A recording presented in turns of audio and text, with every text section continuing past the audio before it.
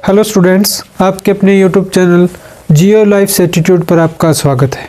यहाँ हम ज्योग्राफी को बहुत ही इंटरेस्टिंग तरीके से सीखने का प्रयास करते हैं। हमने +2 क्लास NCERT ज्योग्राफी को पढ़ना शुरू किया था क्योंकि बहुत जल्द ही CBSE और HBSE के एग्ज़ाम्स होने हैं। उसी को ध्यान में रखते हुए अगला चैप्टर जनसंख्या, वितरण, घनत्व और वृद्धि, ये चैप्टर लेकर के आए हैं। तो आइए शुरू करते हैं। जनसंख्या, वितरण, घनत्व और वृद्धि। किसी भी क्षेत्र के अंदर रहने वाले लोगों की संख्या जनसंख्या कहलाती है। जनसंख्या कोई सामान्य वस्तु नहीं होती है, केवल जिंदगियां ही नहीं होती है, सपने होते हैं, आकांक्षाएं होती है, ऊर्जा होती है, मनुष्य होते हैं, भावनाएं होती है। ये अपने आप में बहुत महत्वपूर्ण होता है। तो किसी भी क्षेत्र की जनसंख्या ही यह तय करती है कि कोई देश, कोई क्षेत्र कितना विकसित होगा, कितना विकास करेगा। आज हम चाइना को देख रहे हैं तो उसके पीछे वहाँ की जनसंख्या ही है। आइए हम जानते हैं जनसंख्या का वितरण किस प्रकार से है, वितरण क्यों है इस प्रकार से, घनत्व, वृद्धि, ये सब चीज़ें क्या होती हैं। आइए हम जानते हैं आज के लेसन में जनसंख्या के अलग अलग पहलुओं के बारे में। सबसे पहले जनसंख्या का वितरण। यदि जनसंख्या के वितरण की बात करूं तो 90% भूभाग पर केवल 10% ही जनसंख्या रहती है। कारण आगे देखेंगे। और 10% भूभाग पर 90% जनसंख्या रहती है। अभिप्राय ये है कि बहुत छोटे से क्षेत्र पर बहुत ज़्यादा जनसंख्या निवास करती है, बहुत बड़े क्षेत्र पर बहुत कम जनसंख्या निवास करती है। जिस चाइना का मैं जिक्र कर रहा था उसके अंदर भी केवल प्रशांत महासागर के साथ लगने वाले क्षेत्रफल को छोड़ दिया जाए तो बाकी सारी जगह पर बहुत कम, बहुत विरल जनसंख्या है। चाइना के केंद्रीय भाग में बहुत कम जनसंख्या देखने को मिलती है। ठीक है। अब जनसंख्या वितरण के आधार पर पूरे विश्व में 3 प्रकार के क्षेत्र हैं। एक उच्च जनसंख्या घनत्व, मध्यम जनसंख्या घनत्व, विरल जनसंख्या घनत्व। उच्च जनसंख्या घनत्व कहाँ कहाँ पर है? उच्च जनसंख्या घनत्व की बात करूं तो एशिया का जो क्षेत्र है, कौन सा? एशिया का मानसून एशिया, जहाँ पर मानसून का प्रभाव है। मानसून एशिया में भारत भी, बांग्लादेश भी, पाकिस्तान भी, Malaysia, Indonesia, Myanmar, Thailand, Laos, Cambodia, ये सारे के सारे मानसून एशिया में शामिल है। यहाँ पर बहुत ज़्यादा जनसंख्या देखने को मिलती है। दूसरा क्षेत्र है यूरोप। यूरोप में भी जनसंख्या बहुत ज़्यादा है, विकास अच्छा हुआ है इस कारण से। तीसरा क्षेत्र है USA और कनाडा का, जहाँ पर विकास पर्याप्त मात्रा में होने के कारण बहुत ज़्यादा जनसंख्या मिलती है। मध्यम जनसंख्या की बात करूं तो एशिया का ही क्षेत्र है जहां मध्यम जनसंख्या मिलती है। अरब वाला क्षेत्र, ठीक है, अरब का कुछ क्षेत्र है, UAE वगैरह, वहां पर मध्यम जनसंख्या देखने को मिलेगी। म्यांमार के पास थाईलैंड और कंबोडिया वाले क्षेत्र, जहां पर उन जनसंख्या के साथ साथ कुछ क्षेत्र ऐसे हैं जहां मध्यम जनसंख्या देखने को मिलती है। इसके अलावा अफ्रीका में भी मध्यम जनसंख्या वाले कुछ देश हैं। विरल जनसंख्या की बात करूँ तो अत्यधिक ठंडे प्रदेश हैं या अत्यधिक गर्म प्रदेश है, वहाँ पर विरल जनसंख्या देखने को मिलती है। जैसे अफ्रीका का सहारा मरुस्थल है, जैसे अंटार्कटिका है, आर्कटिक है, रूस का साइबेरिया वाला भाग है, पूरा का पूरा रूस का बहुत बड़े क्षेत्र के ऊपर अत्यधिक ठंड होने के कारण कम जनसंख्या मिलती है। और भी कई क्षेत्र हैं जहाँ पर अत्यधिक घने वन होने के कारण, जैसे अमेजन जंगल है, इस क्षेत्रों के अंदर विरल जनसंख्या देखने को मिलती है। ठीक है। अब इस वितरण का कारण क्या है, वितरण के प्रभाव कौन कौन से हैं जिसके कारण इस प्रकार से जनसंख्या मिलती है? सबसे पहला है भौतिक कारण, यानी कि वो कारण जिनसे भौतिकता जुड़ी हुई है, फिजिकल जुड़ा हुआ है, नेचर जुड़ा हुआ है। जहाँ पर जल पर्याप्त मात्रा में अच्छा स्वच्छ मिलता है वहाँ पर जनसंख्या ज़्यादा देखने को मिलती है।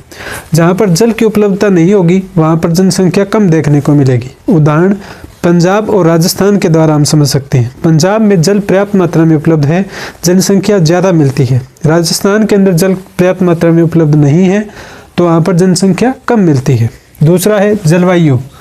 जलवायु का मतलब किसी क्षेत्र के अंदर किस प्रकार से वहाँ अत्यधिक ठंड तो नहीं है, अत्यधिक गर्मी तो नहीं है, यानी कि किसी भी प्रकार की चरम जलवायु वाली दशाओं में जनसंख्या कम मिलेगी। चरम जलवायु का अभिप्राय ये है कि अत्यधिक ठंड होना या अत्यधिक गर्मी होना।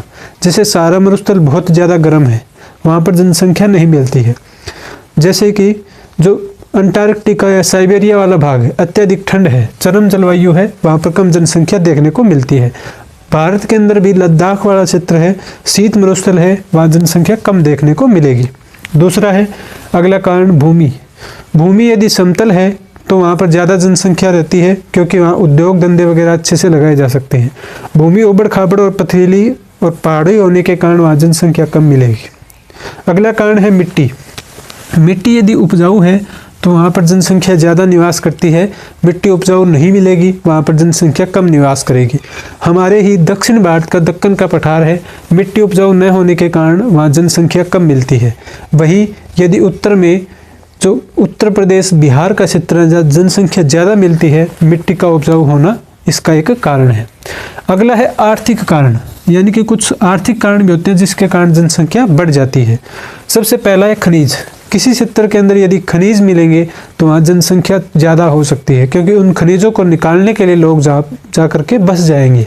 उदाहरण के लिए ऑस्ट्रेलिया का कालगुरली और कुलगार्डी क्षेत्र है, जहाँ पर अत्यधिक गर्मी और बहुत ही विकट परिस्थितियां हैं, लेकिन फिर भी खनिज यानी कि वहाँ पर सोना मिलता है, जिसके कारण वहाँ कुलगार्डी और कालगुरली में बड़े बड़े शहर विकसित हो चुके हैं ऑस्ट्रेलिया के अंदर। ठीक है। दूसरा है उद्योग। जहाँ पर उद्योग धंधे लगे होते हैं, रोजगार की तलाश में वहाँ लोग ज़्यादा जा कर के बस जाते हैं, जनसंख्या बढ़ जाती है। तीसरा है नगर। यदि कहीं नगर हैं तो नगर के अंदर भी विकास होने के कारण जनसंख्या बढ़ जाती है। नगर वाले क्षेत्र में भी जनसंख्या ज़्यादा देखने को मिलेगी। सामाजिक सांस्कृतिक कारण, जहाँ का समाज अच्छा, सौहार्द और प्रेम पूर्वक साथ मिलकर के रहने वाला होगा, वहाँ जनसंख्या ज़्यादा रहती है। यूरोप में ज़्यादा लोग जाने का कारण यही है। सामाजिक व्यवस्था अच्छी होना, सोशल सिक्योरिटी भी होना। ठीक है, ये सभी चीज़ें। आगे है अगला टॉपिक हमारा वृद्धि। जनसंख्या की वृद्धि अर्थ क्या होता है? जनसंख्या में होने वाला किसी भी प्रकार का परिवर्तन जनसंख्या वृद्धि कहलाता है। जनसंख्या में सकारात्मक परिवर्तन भी हो सकता है, नकारात्मक भी परिवर्तन भी हो सकता है। जनसंख्या के परिवर्तन दो प्रकार का होता है, सकारात्मक या धनात्मक, ऋणात्मक या नकारात्मक। सकारात्मक परिवर्तन का मतलब यह जनसंख्या एक दशक के बाद बढ़ जाए। ऋणात्मक या नकारात्मक परिवर्तन का अर्थ है जनसंख्या का घट जाना। उदाहरण के लिए भारत में 1911 से लेकर के 1921 का जो काल था, उस दौरान भारत की जनसंख्या वृद्धि ऋणात्मक रही, जनसंख्या घट गई थी। नागालैंड जो है 2011 की जनगणना के अनुसार ऋणात्मक जनसंख्या दर्शाने वाला भारत का एकमात्र राज्य है। ये अर्थ था इसका।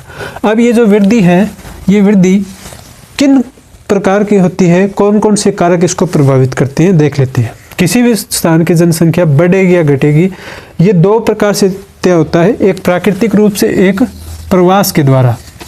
प्राकृतिक कारण दो होते हैं, जन्म दर और मृत्यु दर। किसी क्षेत्र में यदि जन्म दर बढ़ जाएगी तो जनसंख्या बढ़ेगी। यदि जन्म दर न बढ़ने के बजाय मृत्यु दर बढ़ जाए, किसी क्षेत्र की मृत्यु दर बढ़ जाएगी तो जनसंख्या ऋणात्मक हो जाएगी। उदाहरण के लिए जापान और रूस जैसे क्षेत्र हैं। चाइना का भी आने वाले 10-15 सालों में ऐसा हाल हो सकता है, ऐसी दशा हो सकती है, यानी कि वहाँ पर मृत्यु दर बढ़ जाएगी तो वहाँ जनसंख्या घटनी शुरू हो जाएगी। ठीक है। इसी प्रकार यदि जन्म दर बढ़ जाती है तो वहाँ जनसंख्या बढ़ जाती है। जन्म दर और मृत्यु दर क्या होते हैं? प्रति 1000 लोगों पर एक वर्ष में जन्म लेने वाले बच्चों की संख्या जन्म दर कहलाती है। प्रति 1000 जनसंख्या पर एक वर्ष में मरने वाले लोगों की संख्या मृत्यु दर कहलाती है। ठीक है, ये जन्म दर और मृत्यु दर का अर्थ था। उसके बाद जनसंख्या वृद्धि को प्रभावित करने वाला महत्वपूर्ण कारक है प्रवास। प्रवास का अर्थ है किसी एक स्थान को छोड़कर के दूसरे स्थान पर चले जाना, स्थायी या अस्थायी रूप से। यानी कि प्रवास जो है समय के आधार पर दो प्रकार का हो सकता है। एक हो सकता है स्थायी प्रवास। स्थायी प्रवास का मतलब ये है कि हमेशा के लिए किसी दूसरे स्थान पर जाकर के बस जाना। एक होता है अस्थायी या सामयिक। अस्थायी जो प्रयास है, अस्थायी प्रवास में भी 2-3 प्रकार हो सकते हैं। एक दीर्घकालीन, एक कम समय के लिए। दीर्घकालीन मतलब 20-30 सालों के लिए, कम समय के लिए पढ़ाई के लिए चले जाना किसी दूसरे स्थान पर आदि। अस्थायी प्रवास में कम समय के लिए प्रवास होता है। ठीक है। अब प्रवास जो है वो कौन कौन से कारक हैं जो प्रवास को प्रभावित करते हैं, प्रवास को करने के लिए मजबूर करते हैं? प्रवास को करने के लिए दो कारक होते हैं जो जिम्मेदार होते हैं, जो जरूरी होते हैं। पहला है अपकर्षक, दूसरा है प्रतिकर्षक। अपकर्षक कारक वे कारक होते हैं जिनसे मनुष्य आकर्षित होकर के प्रवास कर रहा है। जैसे कि हम यूरोप में देखते हैं, EU यूरोप है, अमेरिका है, USA, यहाँ पर बहुत सारी फैसिलिटीज़ हैं जिसके आकर्षित होकर के पूरी दुनिया के लोग यहाँ जाना चाहते हैं।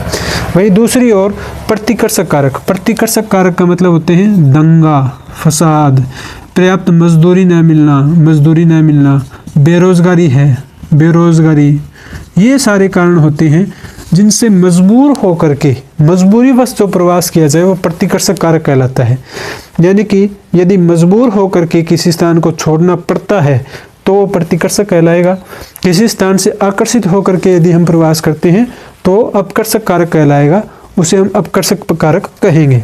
उसके बाद हमारा सबसे इम्पोर्टेंट टॉपिक आ जाता है जननांकीय संक्रमण। जननांकीय संक्रमण का अर्थ है किसी भी क्षेत्र की जनसंख्या में होने वाला परिवर्तन, यानी कि भविष्य के अंदर किसी स्थान की जनसंख्या बढ़ेगी या घटेगी।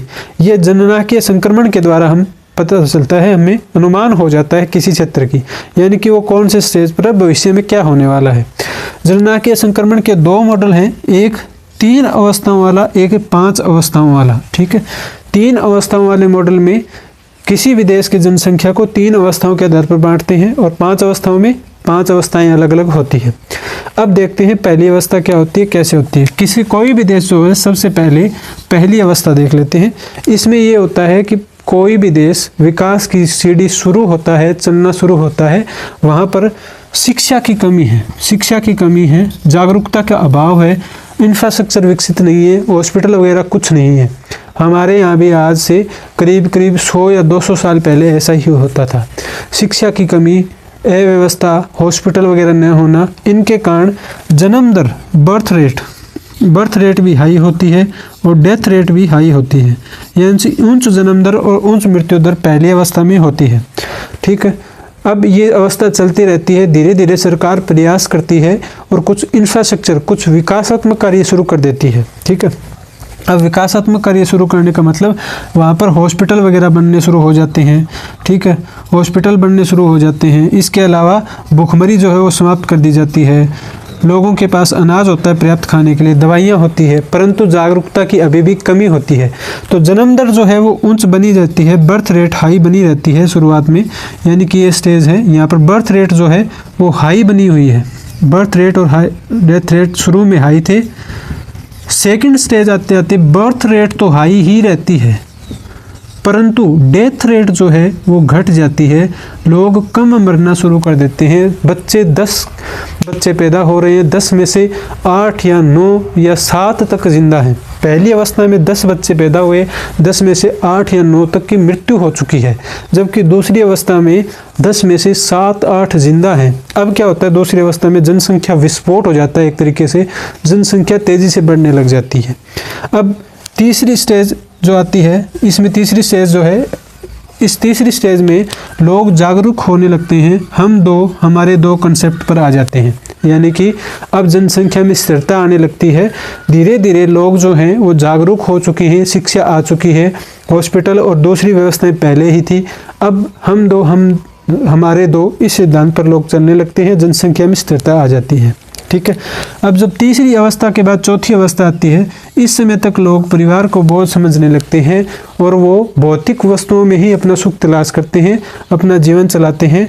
अब हमारे दो की बजाय लोग मैरिज वगैरह से भागने लगते हैं और जन्म दर जो है वो घट जाती है, मृत्यु दर, क्योंकि जो 3rd स्टेज में पैदा हुए थे वो 4th स्टेज में मरने लग जाते हैं और 5th स्टेज आते आते तो जनसंख्या बहुत तेज़ी से घटने लग जाती है, जैसे कि आज के समय में रूस में हो रही है, जैसे आज के समय में कनाडा हो रहा है, जहाँ पर जनसंख्या तेज़ी से घट रही है। तो ये थी पूरी क्लास। उम्मीद है इस क्लास में आपको इंटरेस्ट आया होगा, अच्छा लगा होगा। यदि वीडियो अच्छा लगा हो तो चैनल को सब्सक्राइब करें, वीडियो को लाइक करें, आगे से आगे शेयर ज़रूर करें। धन्यवाद।